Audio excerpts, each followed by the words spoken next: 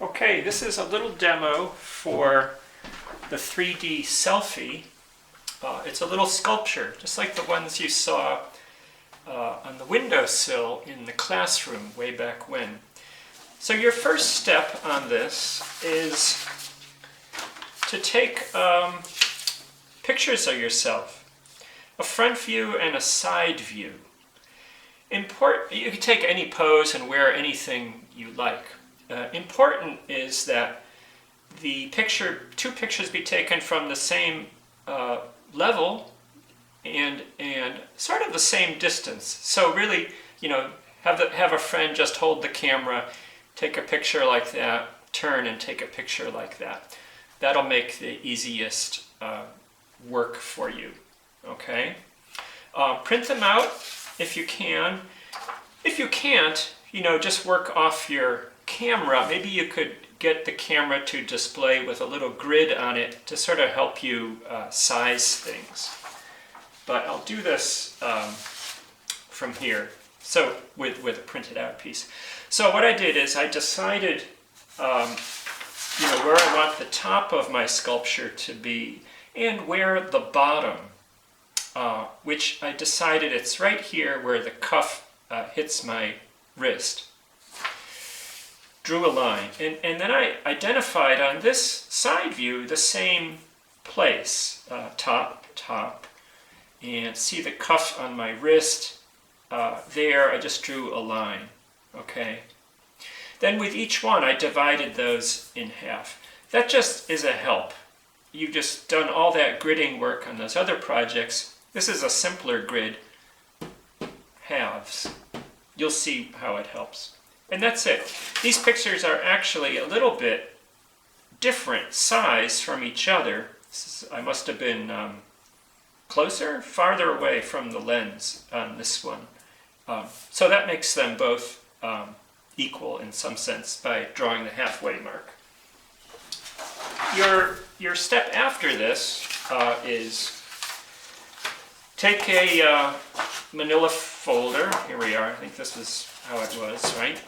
Or a similar piece. I just did that and cut it in half. That's it. That's about all the size you need. And now I'm going to start to draw onto there. The important thing about this is it has some stiffness to it. Hoping it will work. Those are crossed fingers. So here,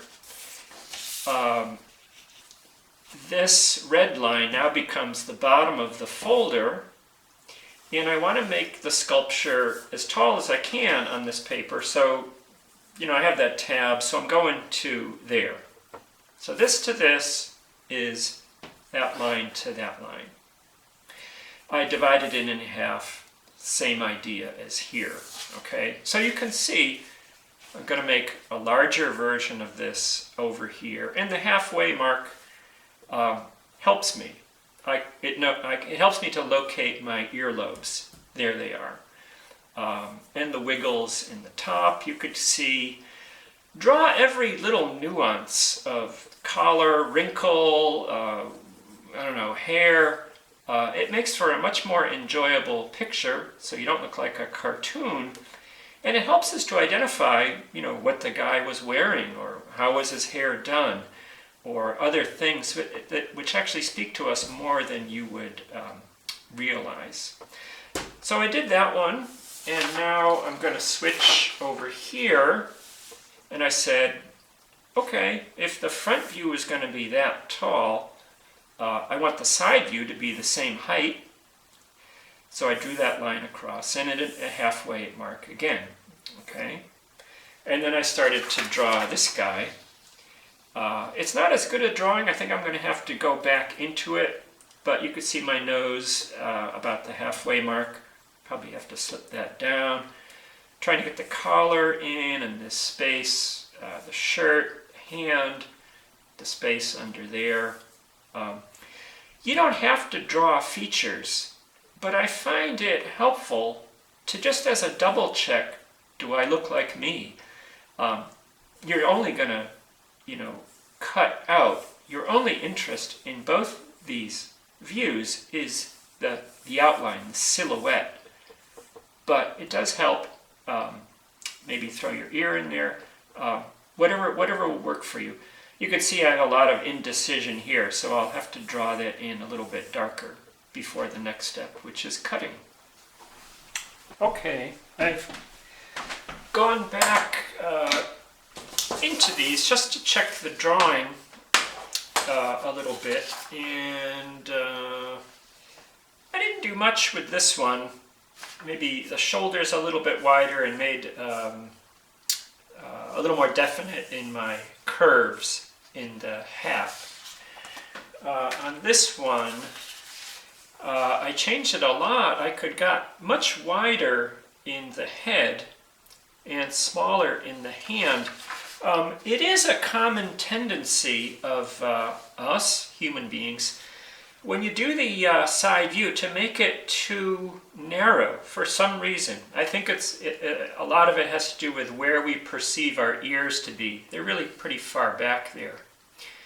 Anyways, so when you do the side view, err on the side of extra width.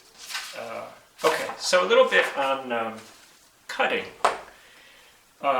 First, just cut out, excess, so it's a little easier to handle, okay? But then, I'm left-handed, and so that's why this is. So when I cut, I want to be able to see the blade, right where it goes in, and the drawing. So I'm going to kind of move around from this point of view. I would never do it over here because I can't see the line that well. So as much as you can, be careful that you're seeing the blade and your line at the same time. And I'm wiggling it a little bit because that's loose cloth in the original picture. I'm going to go cut in there for my collar. And then start again with a little wiggling, just so it indicates cloth, something not very tight there. Okay. I don't think I have to show you all that. For these little parts, I'm probably going to have to put a knife in there. But if you have small scissors, you would first puncture that hole and then move around inside of it. Okay? All right, I'll see you next when I've cut out both of them, both pieces. Okay, I think this is part 3 now. You've taken your photographs, you've printed them out, you've drawn and cut them out. And after cutting it out, I erased all my lines, except for Office Max. Okay, so this is where it's maybe a little unusual. You want to find the center line of here, but you can't do it with a ruler because it's more visual than anything else, what the midpoint is. But I'm going to say it's there. Okay. And over here, the midpoint right here would bisect this and the whole sculpture would fall apart. So I'm going to pick a part which is sort of near my ear and a little bit distant from there. So it's going to be a cut. So I don't want that to fall apart. So I'm going to kind of come in here with it. I think that's probably safe. Okay. For those of you who can see your ears, like me, put it, about where your ear falls. I'll explain that in a minute, why. Girls, who have hair covering maybe you wear your hair long and covers your ears, you really probably could go more mathematically halfway. You need then to do this line perpendicular to the bottom. And I'm going to assume you do not have triangles at home. So this is a way to do it. Just take a piece of paper, make sure they both share the same baseline, if I kind of tuck it like that. And then just use the edge of the paper. Got it? I got it. Use the edge of the paper to draw. It'll work for a light pencil. Here I'll do that. I'm going to jog them against this straight edge here. Okay.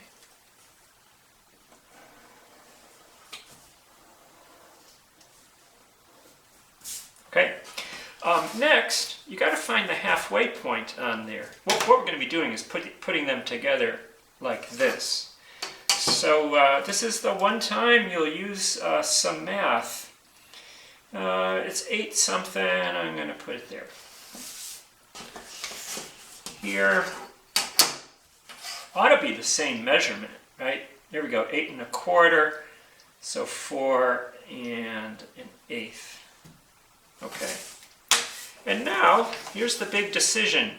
Should I cut the top of this and the bottom of that? Or the bottom of this and the top of that?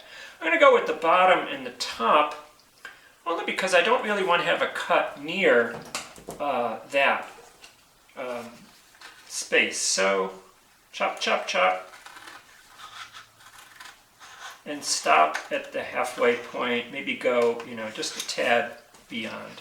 Top of that, bottom of this.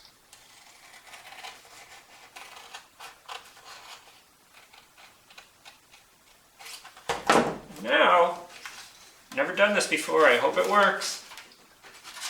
Put them together to make your sculpture. Hey, that's it. All right, so one thing you could see is, I don't know if you could see, it's a little bit, some excess there and some excess there. All that means is I haven't cut far enough for them to penetrate. So I'll just go a little bit further on one cut.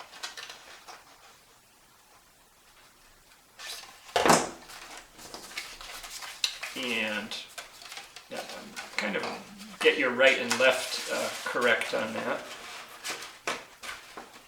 Okay. If you find that your tops and bottoms are still shifted, it may be that one of them you've made too long and you need to cut off the bottom of it. But these are just right. And theoretically, if we spun this at, let's say, 1,000 RPM, it would have the illusion of being a three-dimensional sculpture. But right now, it's just front and side. What we did in the first semester, we made these out of foam core and actually put a third level in there, which made it stronger and more interesting. Back to the thing about ears. This, in a sense, becomes your ear sticking out when you see it like that. And so, in a sense, you want to have that plane located at your widest point in your head. Okay? That's it. So, when you're finished, take a picture of it in a few directions and submit that. You could do this out of any color. I just had this manila color, and you could go with thicker paper. I don't think anything thinner would actually work. Okay, enjoy. That's that.